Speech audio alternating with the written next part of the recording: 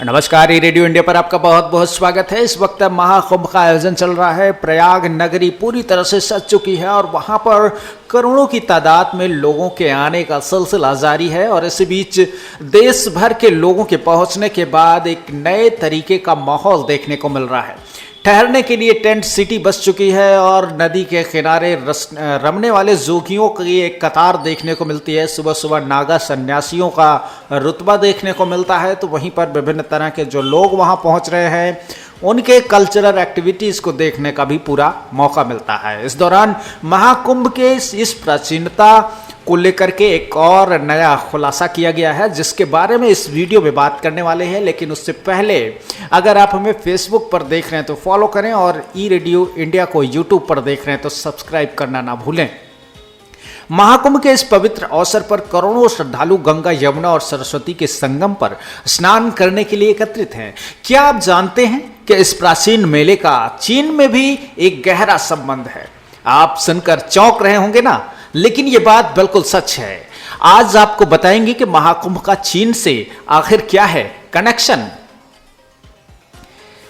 प्राचीन काल में प्राचीन चीनी बौद्ध भिक्षु और यात्री वेनसांग यानी कि जुआनजैंग ने 7वीं शताब्दी में भारत की यात्रा की थी।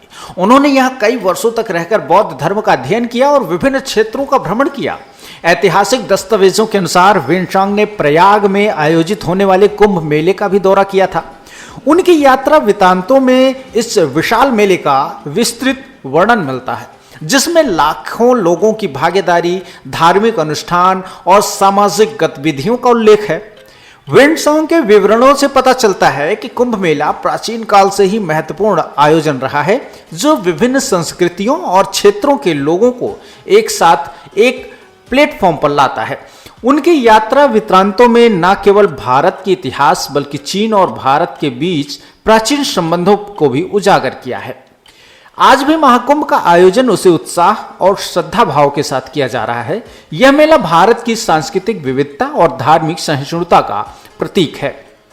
वेनसांग की यात्रा और उनके द्वारा किए गए कुंभ मेले के वर्णन से हम इस प्राचीन आयोजन की ऐतिहासिक महत्वता का पता लगाते हैं और यह भी पता चलता है कि भारत और चीन के बीच सदियों पुराने सांस्कृतिक संबंध कैसे रहे हैं। तो दोस्तों, महाकुंभ के आयोजन से संबंधित आपके मन में कोई सवाल है तो आप ई रेडियो इंडिया से पूछ सकते हैं। कमेंट बॉक्स में अपनी राय लिख सकते हैं और हमारी इस वीडियो को ज़्यादा से ज़्यादा लोगों तक शेयर कर हमें आगे बढ़ने के लिए एक प्रेरणा दे सकते हैं।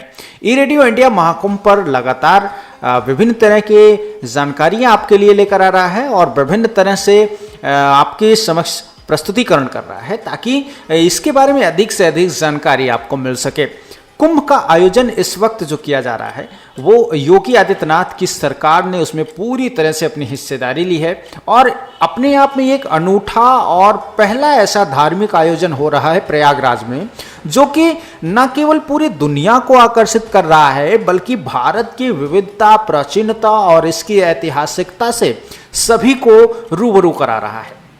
अगर आप कुंभ मेला में जा रहे हैं तो ज़रूर इन तमाम विविधताओं को देखें और अगर आपके पास स्मार्टफोन है तो उसको कैमरे में कैद भी करें। जी हाँ, यहाँ पर धार्मिकता का भी महत्व है, ऐतिहासिकता का भी महत्व है। विभिन्न तरह के ऐसे स्थान यहाँ पर आपको मिलेंगे जहाँ पर जाने पर एक अलग सुकून मिलेगा।